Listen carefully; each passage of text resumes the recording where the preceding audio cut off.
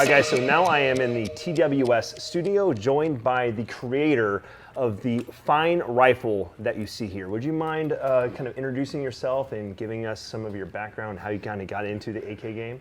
Yeah, happy to. Kind of a long story. My name is Nelson Fessus. I'm the founder and CEO of Texas Weapon Systems, and also its chief designer. So this IK-103 that we see here is kind of the product of my brainchild. All right, yeah, and like your name has been in the AK game for a very long time. Ever since I got into AKs, showing them off on the channel, and the very first time I actually ever upgraded an AK was using your Texas Weapons dust cover, and I have really enjoyed your products, and they're very well proven as well, aren't they? They are, and thank you for that. We've been in the business since 2008, so we were among the very first few companies that actually started making well-designed, serious product for the AK-47 platform. Yeah, I remember seeing initially like on the old Larry Vickers Alpha AK video. You guys are really the OGs when it comes to Alpha builds, because those guys over there were using Texas Weapons. It was the Gen 2 version, wasn't it? That's correct. And let me first say that I never sold those guys anything. They came over and sourced it on their own somehow. Okay, yeah. All right. But yeah, the Gen 2 version of our product, we're now on the Gen 3, did play a prominent role in their upgrade to their kit. And from everything I've heard, including from Larry himself, they were very happy with that product. Yeah, and you could see your product on a lot of different rifles in combat zones a lot of times overseas. So they're very well like combat proven products that you have here. They are proven in the field. With as many years as we've been manufacturing this product now, we've literally got tens of thousands of these out in the field already. And you know, they do turn up in some of the, you know, the unpleasant places around the world. They do their part, like in Ukraine, for example, doing their best to, you know, to help our friends over there. Yeah, and like on both sides, you see the stuff being used by, you know, a lot of different countries out there. And this isn't like the Gen 2 wasn't even the first ones. Do you want to get into how it all started? Yeah, so my personal background is I'm not a lifelong gun guy. Okay, I came into the gun hobby kind of late in life. I was in my 40s, I think, when I first really got into the guns. I had owned one pistol and one revolver that I had bought when I was in my, I don't know, mid-20s or so. And if I ever took them out to the shooting range, once every 3 or 4 years maybe, that would be a lot. And I am an aficionado, if you will, of history and politics, you know, constitutional history. So in 2008, when the Supreme Court was getting ready to visit the Heller versus DC case, I decided, you know what, I should probably go and get something, you know, one of these, you know, nasty black assault rifles that the Democrats don't seem to like. As you do. Yeah. And so I go to my local gun range, or gun store, excuse me, and I'm shopping around, and I ended up with an AK-47. And this is the cheaper option. Right? Yeah, because it was the least expensive option. At the time, AR-15s were on this dramatic upswing in popularity. What they had at that store that particular day was an AR that sold for, I want to say, about $1,400 or so. And the AK that I looked at was under $500. It was like $480 or thereabouts. And back in the good old days. Yeah, back in the good old days. And not being an experienced gun guy, I figured, well, I'll take the cheap one just because I didn't know any better. And so I get home with my new purchase. I'm all happy with it, and so I'm starting to learn about it. I don't really know a thing about these things. Now, you know, with a mechanical engineering background, the mechanics of it I could figure out easily enough. But the operation, the proper use of the weapon is something else.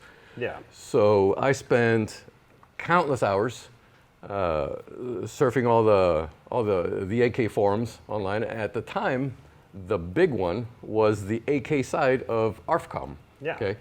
AR15.com. AR15.com, that's right. And so I log on there and I register an account and I'm reading everything I can learn about these things. And the thing that really stood out to me is that everybody would say how dependable and rugged and reliable this weapon is, but the accuracy, oh my God, the accuracy is atrocious. Yeah. Right? You can't mount optics to them. Yeah, you cannot mount optics to them. These things are horribly inaccurate, but boy, you could bury them in mud and dig them out 10 years later and they'll still fire. That didn't make a lot of sense to me. Yeah. So my thought at the time was, well, if I take this rifle and I weld it onto a steel table and pull the trigger, it has to be consistent. Right? Yeah. How inconsistent could it be? So what I was reading on the forums didn't make a lot of sense to me. Yeah. So naturally, this kind of engineer brain that I've got, I go to my local gun show and I find one of these little tin covers, much like the original one, with a pair of little screws at the back of them. You buy these things for $19.99. Yeah. And of course, the guy at the show tells me, oh yeah, you got a new AK? Yeah, here, I got just the thing for you. This is great. Yeah. And so I take it home and install it. Oh, this looks interesting, Bang, It was just a dust cover with a rail. Yeah, welded to the a top little of it, rail, just like a no, normal AK dust riveted cover. on top, like pop riveted on top, right? And so it's got a little section That of will rail. not hold zero. Yeah, no. A little section of rail, pop riveted on the top of this thing, and then two little screws at the back that you would kind of jam into the rear trunnion. Yeah. And it would kind of stabilize the cover. And so I'm learning, right? And so I'm bang, I'm shooting this thing, and it seems accurate for a little while, and then pretty soon, you got a round over here, it's like, what's going on with this thing? And then I find out that the cover's loose. It's like, okay, so you realize that thing is junk. Yeah.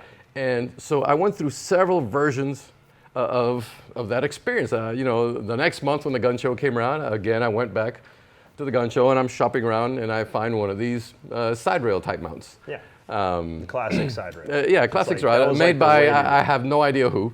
Yeah. Probably paid $25 for the thing.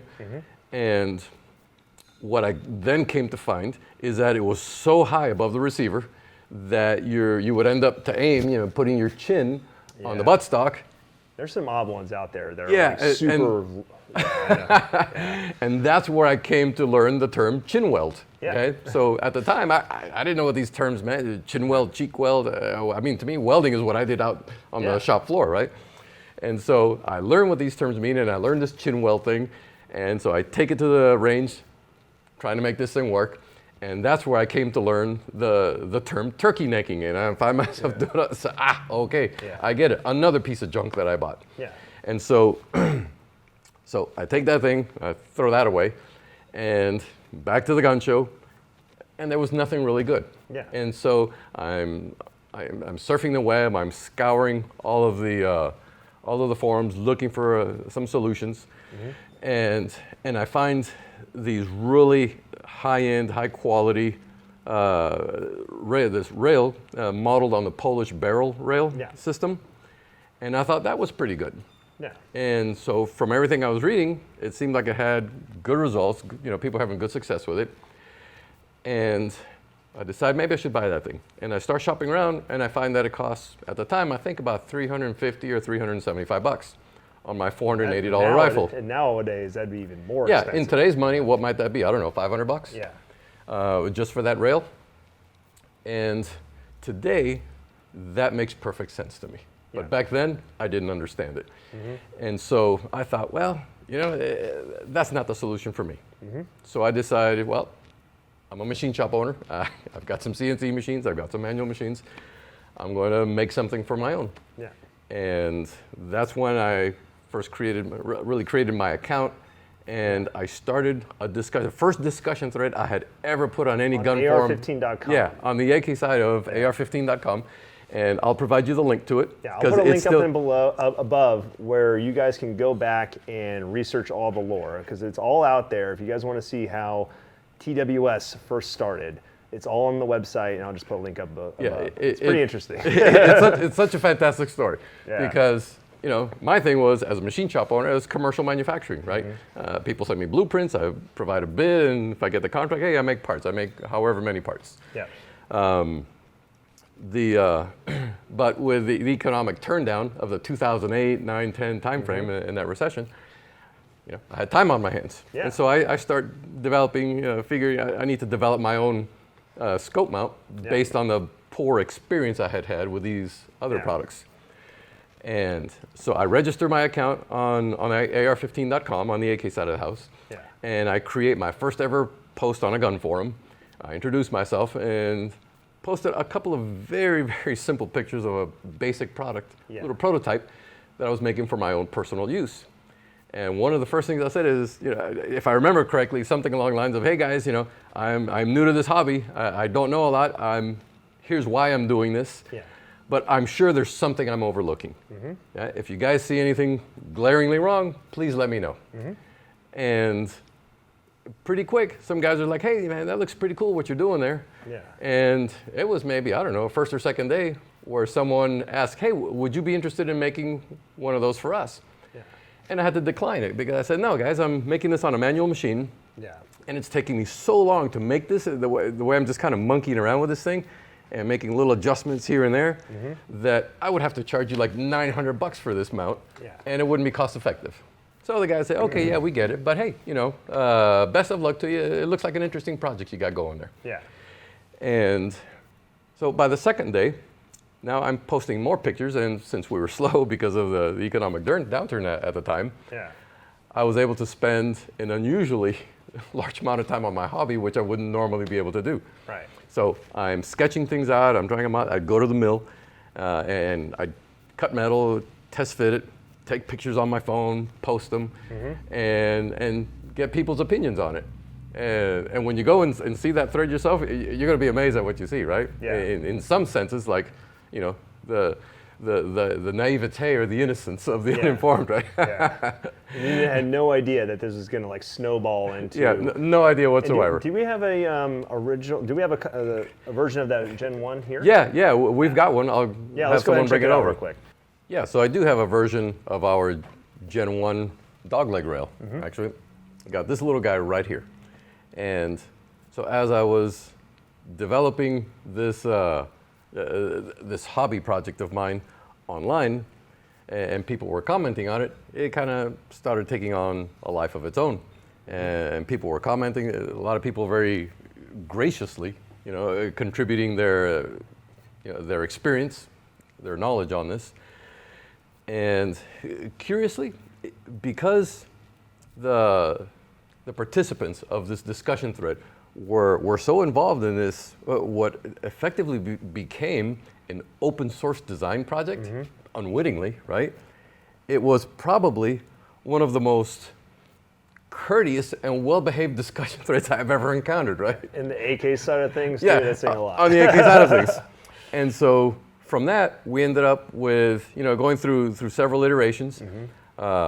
Eventually, I ran into kind of a dead end in that first prototype I was making for myself, and because the rear mechanism where it latched in wasn't working right, and I had to make the whole thing again from scratch. And that's when some smart guy kind of comes on. He says, "Hey, you were making this on a manual machine last time you said it. Are you going to make it on a CNC machine next time?" And I said, "Yeah, I am." And so a smart guy then says, "Well, if you wanted to make more, isn't it just a case of putting in some more material and pushing the button?" And I knew exactly where he was going with this, right? Group buy time. Yeah. And so I said, "Yeah, that's right." And he says, "Cool, would you make some for us now?" And I said, I'm not really in the business of doing this, and I don't want to be messing with this hassle of onesie twosies and trying to chase people around and get paid for these things and all that.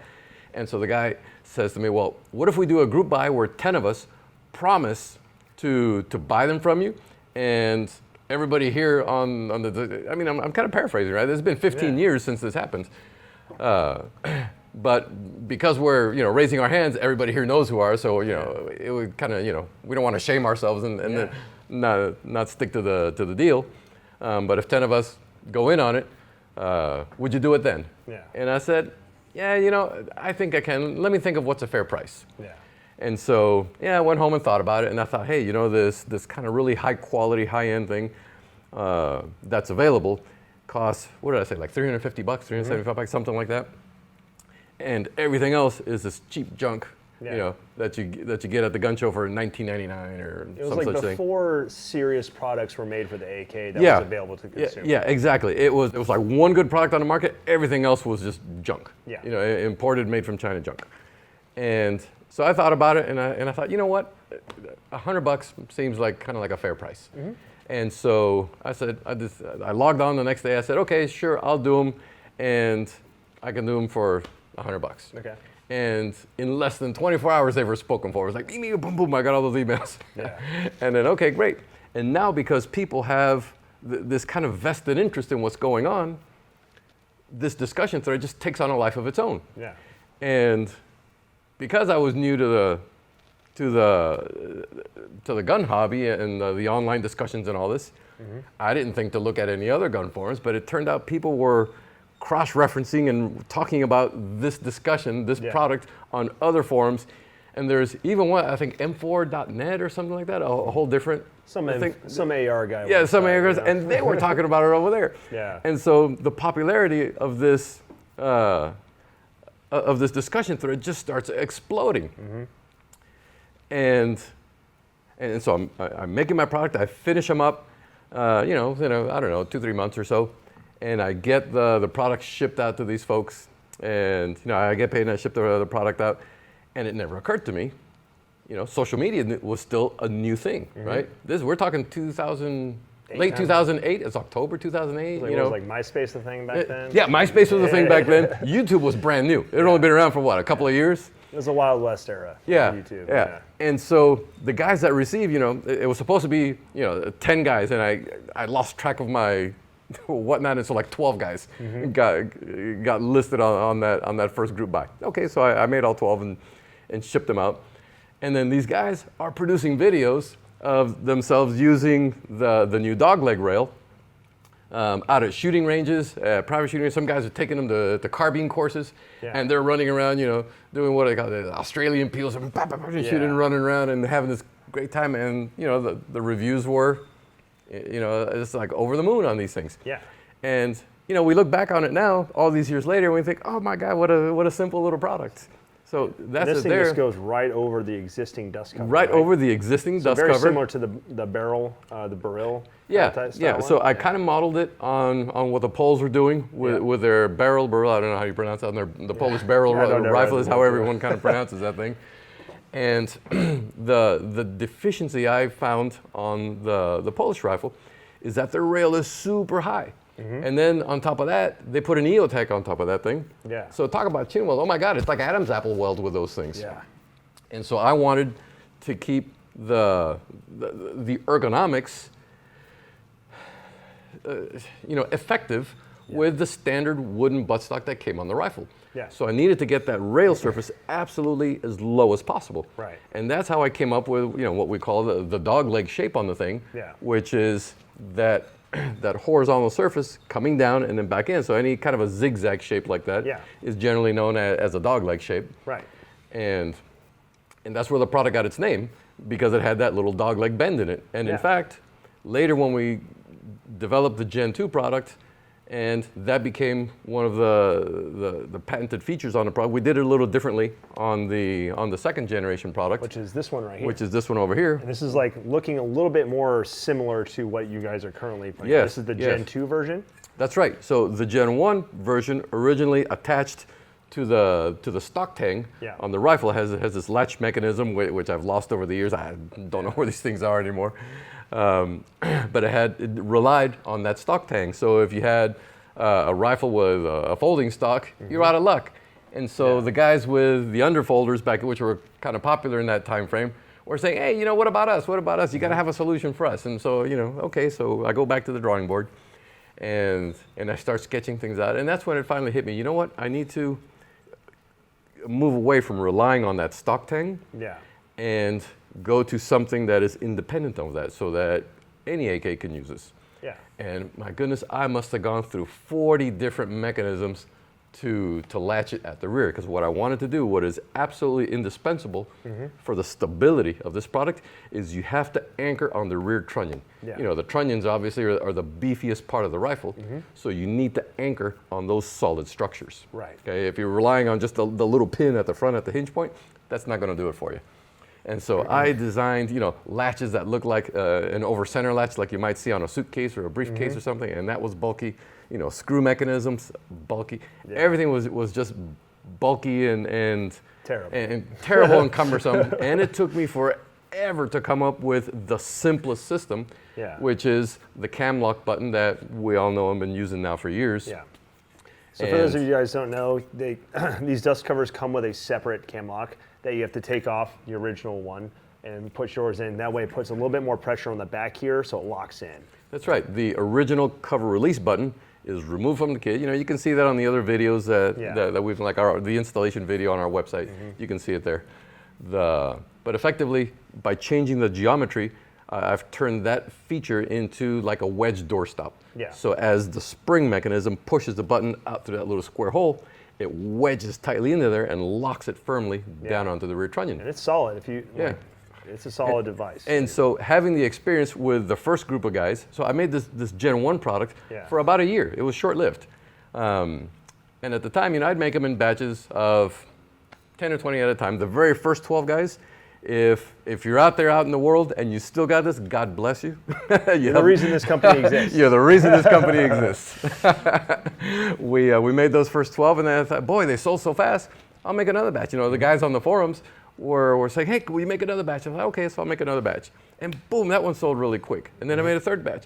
And about a year into it, the remaining accounts that I still had in my commercial machine shop, you know, CNC machining business, I went and visited all those customers one by one and knocked on the doors, you know, hey, Schmuckatelli, you know, I'm here to tell you sorry about that, but I've got I think you need to replace me as your vendor because I'm focusing on the gun business. And we're going to do the gun business after. That's right. That's right. And we haven't looked back since. That transition happened right around 2010 or so, and we haven't ever looked back. And it's worked out beautifully. And then you came out next with the Gen 2, and I guess the main difference on the Gen 2 is it hinges right here. Well, right? So the Gen 1 and the Gen 2 are very, very similar. Okay, they've both got that dog leg shape to them, right? The only real difference is this one adjusts at the front, the Gen 1 adjusts at the back. So when we're coming out with this one, this is the Gen 3, this is the current. That's the Gen 3. And so we've gone through this progression of every time we make a revision on the product, it gets just a little bit better, just a little bit better. And this is the one I've been using since I started. That's the one you've been using it, And I have a little review on this thing. On two, I actually have two. It was on two different guns where, you know, I've heard like various different things. I just wanted to prove like these things hold zero because I always had great luck with them. And literally in the video, like I take it off the gun, put it back on, and I'm shooting out to like 400 yards with it. Sure. And these things are solid. And in my opinion, if you live here in the United States, the dog leg, the Gen 3 dog leg is like the gold standard. I think it's the way to go. And they're not that expensive either compared to like side rail options. And that was always the thing. It's like, might as well just go with this. In my opinion, this is a superior option. Yeah, you know, the side rail thing is more for a traditionalist look, right? Yeah. You got to really want to go for that kind of old school Soviet look.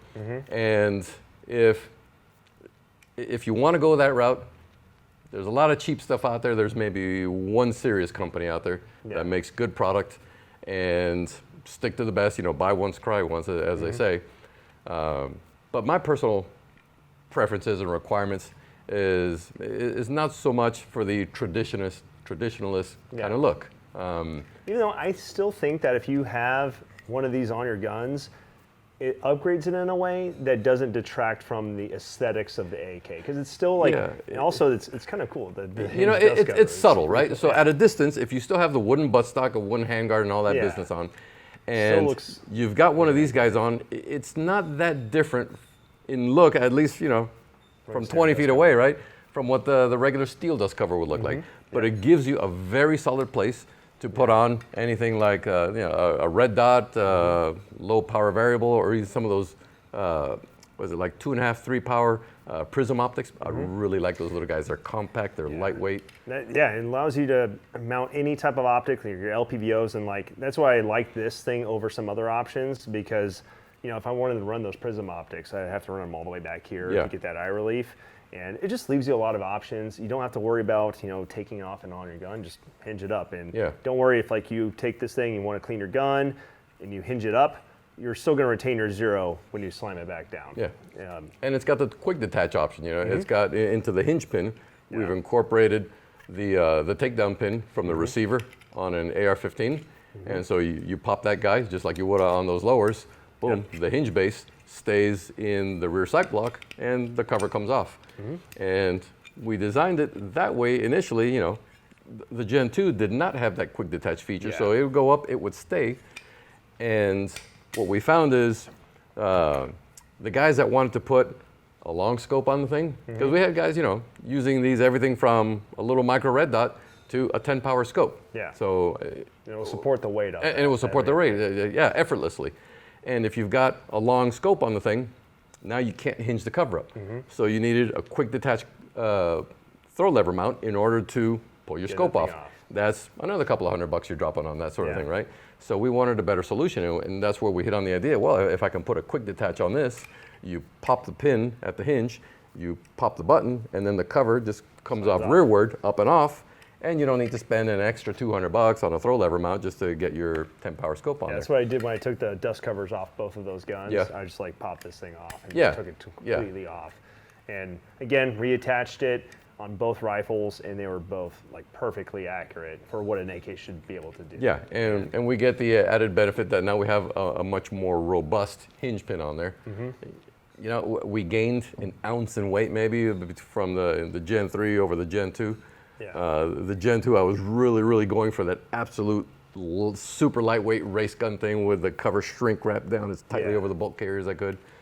And then I found it needs to be a little beefy. Yeah, it needs to be a little beefy. You know, we wanted something a little more robust. Yeah, especially for the added capability. That weight gain is nothing. It's so minimal so it has to be on those. And the advantage of having it pop off like that is just so much greater that we decided it was worth that tiny little drawback. Yeah, and this is essentially, when it came to this is essentially like the dust covers are what really kind of put Texas Weapon Systems on the map. It did. It did. And then, you know, led to the creation of what we got going on here today. I mean, it's what still utilizes that Gen 3 dust cover as part of the whole system. And it's the anchor of the system. Yes. Yeah. It actually, like, if you want to go into how it makes it more rigid as well on the gun. Yes. Which we'll go into maybe a little bit later. But actually, when I realized that you guys were making full AKs now, like, that actually kind of like took me back a little bit, because I was like, oh, I had no idea, because I always thought of you guys as like the dust cover guys, you know. Yeah. And then when I realized that you guys are coming out with your own AK, the improved Kalashnikov 103, as well as some of the other options we have back behind us. Today's about the 103, but that actually took me by surprise and really, really interested in me, because I saw how solid your products were before through using them. And when you guys, asked me to come down here and test out your new rifle that you have here, I was really stoked. Do you want to kind of go into what led you to doing this? Yeah, you bet. In fact, let me grab hold of it here. Primarily, we wanted a rifle that was suppressor ready, right out of the box. And that's how I ran it all weekend, with that suppressor. So, and by all weekend, let's let everyone know that today's Monday, the weekend after Kalash Bash. Yes. 2024. I shot this gun all on Friday. I shot all 8 matches with this on, with the suppressor on, and then the next day we let all the attendees shoot it. So we probably put like, this was our demo gun. Yeah, it's easily 1,000+ rounds. Oh yeah, over 1,000 for sure. Yeah, well over 1,000. Like, by the end of the day, it was. And it's filthy. You touch it, you touch it anywhere, you get filthy on it because it's not been clean. So what I was after is I wanted to have a suppressor-ready gun right out of the box. Just like mounting in the beginning when we started, mounting optics was like the big challenge on the AK, because there's no easy way to do it, right? So, we like to step up to these challenges. Yeah. So on this one, in order to make it a suppressor-ready AK, we had to start up here at the muzzle end, right? Yeah. And the first problem we have is that, the AK has its 14mm left-hand thread, which is a problem. There's not a lot of options out there for you. And so we started by designing our own rifle profile that has the 5/8 24 threads machined right into the barrel, concentrically, of course. Yes. Right from the get-go. So you're not gonna have to worry about that classic AK. Oh, it's not concentric. Yeah. Is it gonna have a baffle strike? That's right, sloppy Yeah. threads and all that kind of business. Yeah, No, none of that at all. And so it's, we took some of the dimensions right off of the AR-10 rifle. So it's got a shoulder right behind those threads for the muzzle device to tighten up against. And this one has a dead air chemo muzzle device on here. Yeah. And then as we work our way back, everybody knows that the AK is overgassed. You put a can on these things, oh my God, it just gets worse yet. It's like jackhammering into your shoulder. So we said, we got to figure out a way to regulate that gas. And so that's where we came up with our 6-position gas block. Okay. Now it starts at a 0 or off position. When you fire this on the 0 position, you get a tiny little bit of motion on the bolt carrier. You'll see that it'll move maybe a ½ inch, so you get this tiny little jiggle to it. Just from excess gas kind of Yeah, back so there. there's manufacturing clearances and tolerances and everything, right? Yes. So I have to allow at least 2 or 3 thousandths clearance all the way around the gas regulator, and I'll provide you one in a few moments so you can have a closer look at it. Yeah. But this body here, and this regulator body, in order to spin, has to have a little bit of clearance inside the overall body of the gas block housing. Okay. And a lot of these adjustable gas systems, and this has been after firing it all weekend, they get kind of like Yeah, they stuck. get stiff. They kind of still jam easy. up. They kind of jam up. Yeah. But this thing works supremely well after It's got this hole right here too, so if you it gets hot. That thing gets a little bit hot, Yeah. so you can take a round and just. Yeah, that's right. You take a bullet point, you poke it into that little hole, and over it goes, and that way you don't burn your fingertips. So at the 0 position, let's say if you want to shoot subsonic ammunition, then poof, a nice quiet little. Yeah, you're not getting that bolt movement. Yeah, you don't get the racking noise from it. Now, if you want to take and reach up here and kind of hold it like that, Yeah. the impulse is so soft, so mild, you can actually hold the bolt carrier movement. so that it doesn't even move that tiny little ½ inch, and it's poof, and then it becomes a nice quiet bolt action rifle after that. Boom, take your next shot. From there, 1, 2, and 3. And it's also for rifle grenades too, wasn't it? You guys mentioned it to me. So yeah, okay, so yeah, so some of the accounts we deal with, let's say our institutional clients, they have certain requirements. Yeah. And when a rifle is designed to fire a rifle grenade, you need to shut off that gas flow. Yeah, just like on a FAL and different rifles like Exactly. that. And so you can do that here. You've got the right muzzle device, boom, put that on there, poof, off goes the rifle grenade. Yeah. And you don't have the carrier slamming into the rear trunnion. Yeah.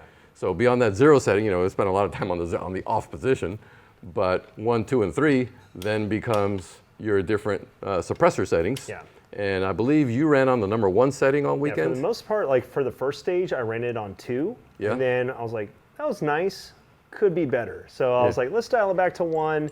And for the rest of the match and even into the demo day, we had it on 1. On and 1 the whole time. setting, it was perfect. And that was with this can right here, right? Yes, that All right. exact can right there. Okay. And so you got 1, 2, and 3 are suppressor settings. 4 is normal, and then 5 is for a fouled or dirty rifle. Okay. Yeah, I would say 2 would with a suppressor would be what I would run on it if it was heavy combat conditions. I'm in a trench.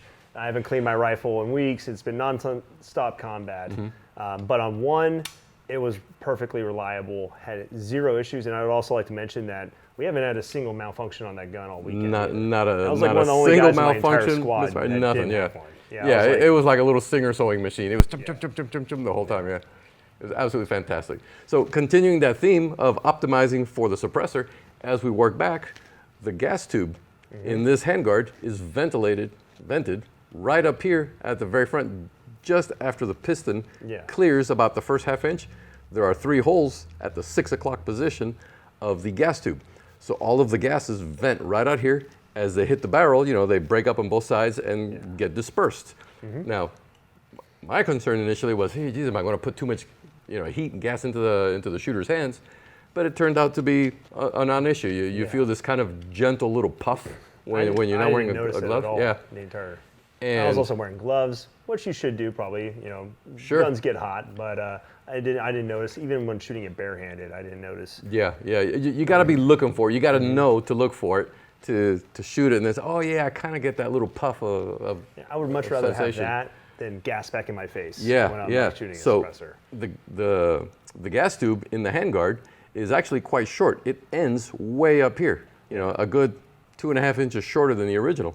And we do that so that the floated handguard, because it anchors inside the receiver under the trunnion, and then way back here at the base of the barrel, it's floated from there forward. Yeah. And in order to, you know, to capitalize on that floated feature, we created this new gas tube with a little saddle-like support right here. Right. So when the bolt carrier comes back, you can, it's kind of a filthy rifle, you've been shooting it all weekend. It's still smooth though. Yeah, it's still smooth, buttery smooth. Yeah. The piston, you can see, gets kind of half exposed a little bit. Yeah. So there's never any concern with debris getting into the gas tube. Yeah. Because the right area in front of the piston is sealed, of course, and anything behind would get ejected the moment the piston comes back. Boom, off goes any debris. Yeah. And that vents all of the gas either right there or right here. there. So the result is you do not have that gas blowing back into the receiver and then clouding up in front of your face. Yeah, I had zero. I didn't even sense it at all. Any gas coming back in my face at all, especially when compared to like some AR-15 setups that are not tuned for suppressors, especially AKs. Right. Yeah. And with all that, I mean, how many hundreds of people shot this rifle over the course of, you know, the weekend? A lot.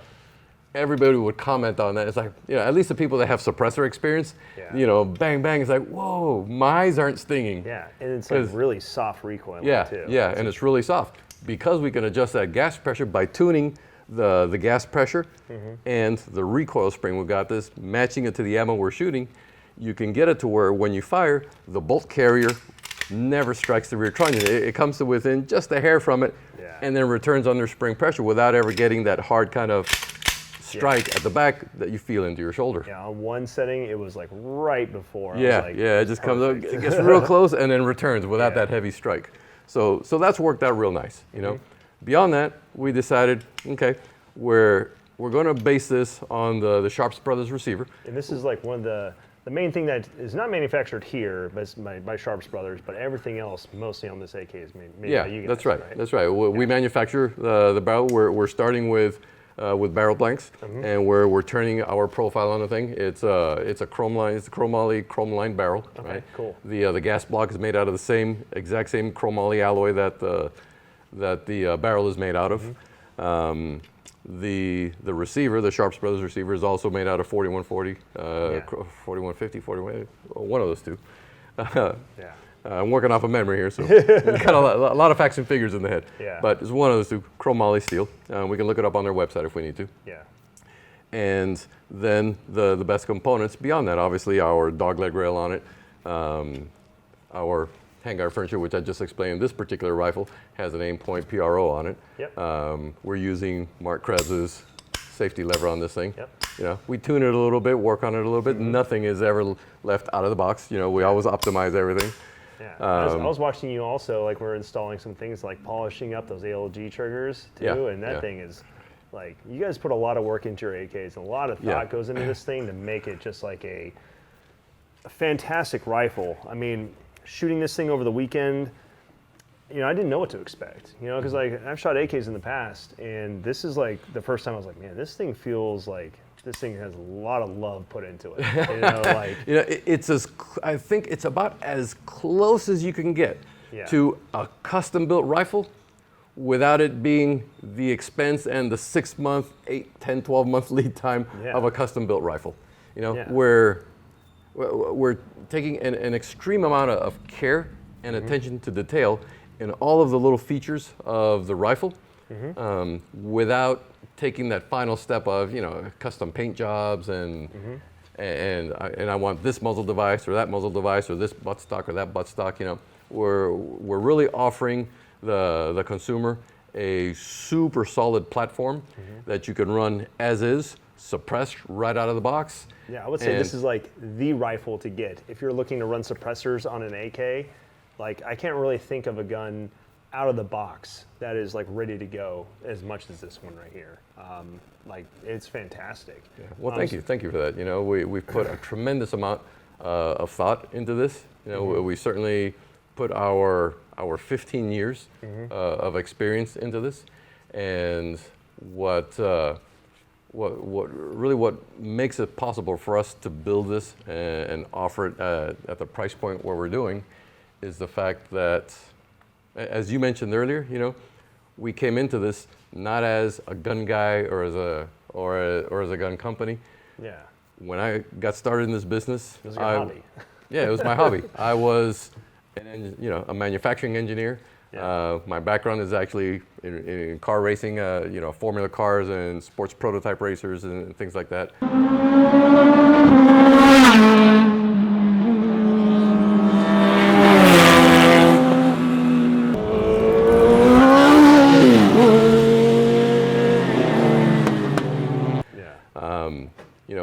We swipe a lot of technology from the aerospace industry. That's fairly common within the gun industry. Yeah, I mean, a lot of famous gun builders. Sure, I mean Armalite, right? Yeah, Armalite. So that's what my background is that kind of engineering and manufacturing. I worked in the metal stamping business, producing chassis for PCs, 25 years ago, where we'd make 250,000 PCs a month for our clients, and we did all the metal work and some of the light assembly for these things. Ready to go to build AKs. Yeah. and so I'm bringing that experience and that skill set to making this high-end rifle as accessible as I can make it. Yeah, and that's why that's been one of my obsessions on this channel is testing out American-made AKs, because in my opinion, when it comes to the AK market and the culture here in the United States, it's all on the U.S. manufacturers. We got laws that are impeding us from getting very quality parts kits, and I believe that we are fully capable as meat-eating Americans to make a rifle better than the Russians. So not to offend anybody, right? Yeah. Not to offend anybody. The way I look at it is, the New Yorkers figured out how to make pizza better than the Italians. Yeah. All right.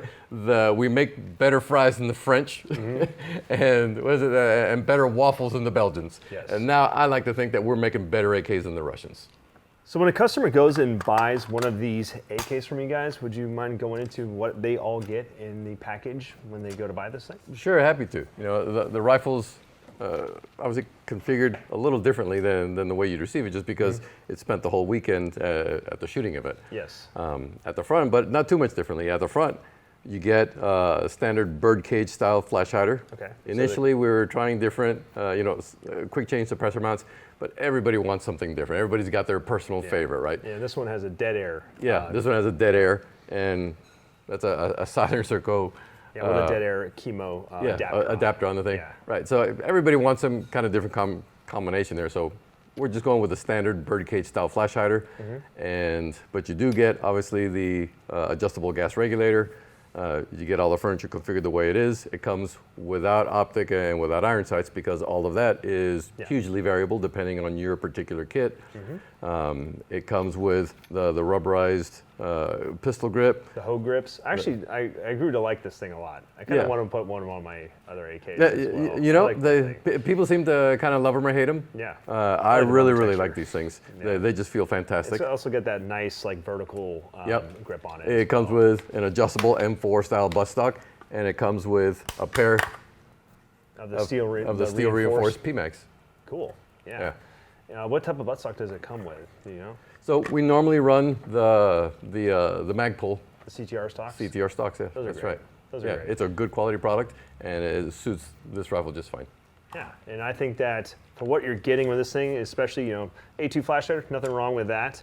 But for the guys who run suppressors, they're going to have their own flash hiders. They're going to have their own favorite. Anyway, and you can just run whatever standard AR-15 muzzle device on there, or AR-10. Yeah, AR-10. Comes with an AR-10. Maybe an AR-15 one day. Yeah, one day, boom. One day. But overall, man, I think that what you guys are putting out is when it comes to improving the AK, especially for guys run these cans, this is the way to go. And I can't really think of an AK platform out there when it comes to running suppressors, or just as for improvement, performance improvement in general. Can't really think of really anything that's going to be readily available to the consumer that this thing doesn't really offer to them. You know, because we're such an engineering-focused company, you know, you're never going to find us doing gimmicky products, right? Yeah. Every single thing that we do for an AK has to provide a meaningful improvement to the rifle. Yes. So to support that, if anyone wants to go on our website, you can find that we have a couple of technical white papers on there where we go in depth into how exactly that whole Gen 3 top cover system works, the rifle works, how it's put together, the gas block and all that, and really go into the nitty-gritty detail of how these things work. And that's out there for you. We don't hide anything. We make it all available to you.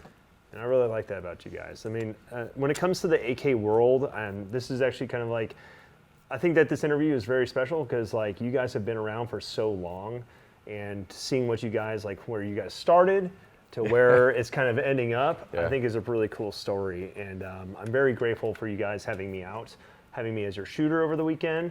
You know, I'm not the best competition shooter out there, but I do enjoy the AKs. Better than me. Yeah, I'm better than some people, okay? But I really enjoyed this interview, man, and I really enjoyed running your rifle over the weekend, and I'm really excited to seeing some of the other things that you have coming up here in the More future. to come. Yeah, but thank you for the Thanks for interview, coming man. out. Yep. And it's been a pleasure. I look forward to doing this again soon. Yeah, me too. Well, guys, I hope you guys enjoyed this video. If you did, please consider dropping a like and subscribing. You can also follow me on Instagram at BlueJeanOperator. If you want to get some great AK accessories or some great AKs, go over to Texas Weapon Systems website and check out what they got going on. But hope you guys enjoyed it. See you guys next time.